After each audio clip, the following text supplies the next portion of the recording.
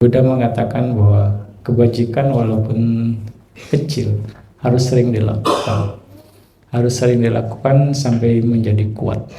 Kuatnya dalam artian kebajikannya jadi seimbang kapanpun, dimanapun, kepada siapapun. Maksudnya seperti itu. Ya, contoh yang Buddha ini adalah ketika pemancaran metta.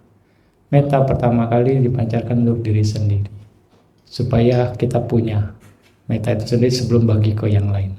Lalu kedua, kepada orang yang kita sayangi, orang yang kita hormati. Itu setelah berikut tahapan berikutnya. Lalu tahapan berikutnya adalah kepada orang yang netral. Orang yang netral, lalu kepada musuh yang terakhir.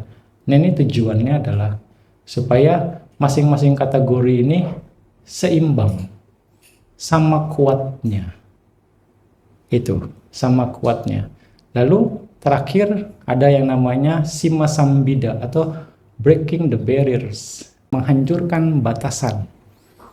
Jadi nanti akan dikombinasi tiga ini, diri sendiri, respectable person, netral, dan musuh. Ini dalam satu kombinasi metanya jadi kuat. Jadi walaupun kepada musuh metanya akan sama kepada orang yang kita hormati, juga akan sama kepada orang yang netral, sampai ke sana. Nah, ini tujuannya adalah supaya kepada siapapun ketika kita berbuat baik kualitasnya sama. Nah, yang dapat manfaat adalah kita. Masalah objek saja itu. Nah, kira-kira seperti itu. Kebanyakan ya putujan ya awalnya kan pilih-pilih.